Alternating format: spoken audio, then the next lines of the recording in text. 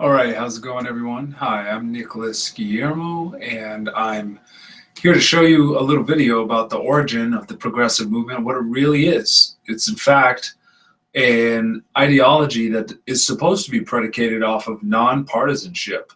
And it's clear that the liberals have sidetracked its original agenda and embraced it as their own, when in fact, originally the progressive movement was non-partisan.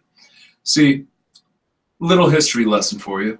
It was all started from the agrarian revolt. A bunch of farmers really upset about the Federal Reserve being created and the big grain deals that would put them out of business.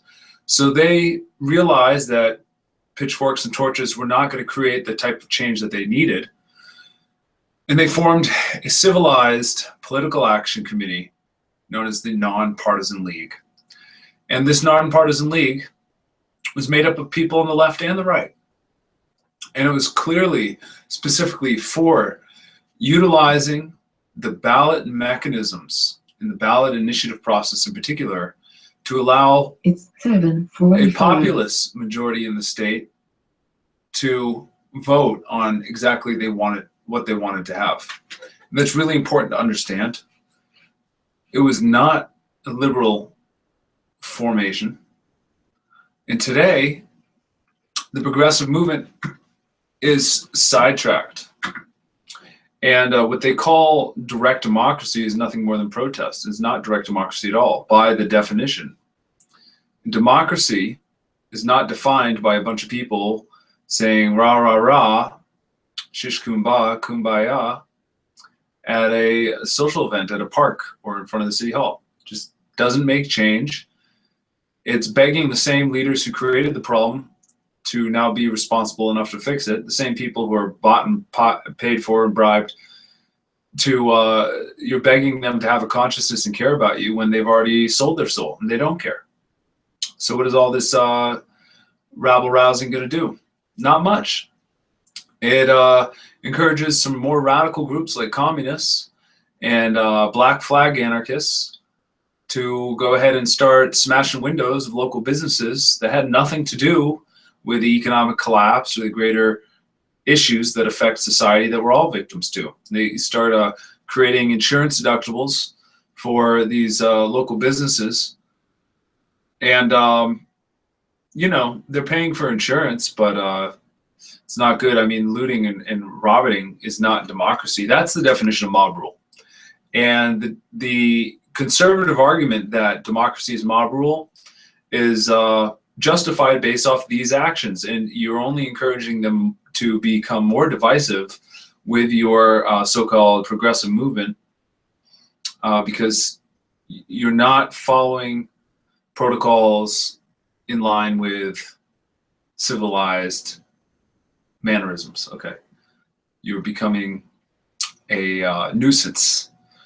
And the solution is for a true progressive movement to embody the ideals it was founded on, which are the ballot mechanisms, the ballot initiative process, referenda, recall, citizen grand jury, and to have candidates run for office who can be most populist and not divisive between liberal and conservative lines.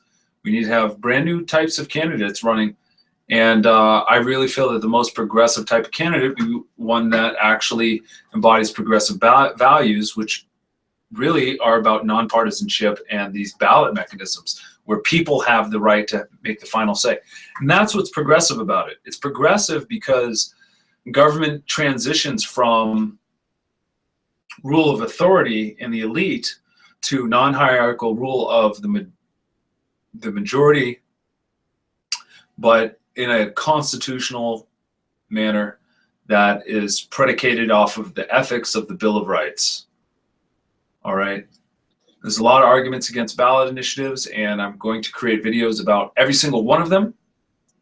And I'm going to shed light on this process, but it's important to know that true progressives are nonpartisan and issue specific and about empowering the people to use ballot mechanisms. Anything left? Anything leaning towards, you know, a political party ideology or political ideology in general, liberalism, is not true progressivism, because the ballot mechanism process is not liberal or conservative. It is just what it is. It is the final checks and balances against corruption in government, and it has no political leaning in and of itself. It's merely a method of checks and balances.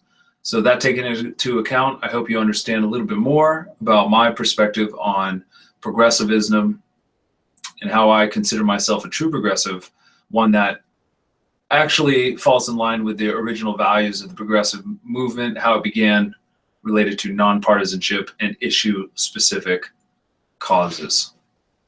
That being said, I hope you check out the rypac.us, see where we are. It's a work in progress, and subscribe to this YouTube channel. This is how you're going to stay in tune and know exactly what's going on as things move forward. And you're going to want to know, because you're going to want to know how you can participate and create real change. So subscribe to this YouTube video, subscribe to our mailing lists on the website and other social media. You'll be hearing from me soon. Cheers.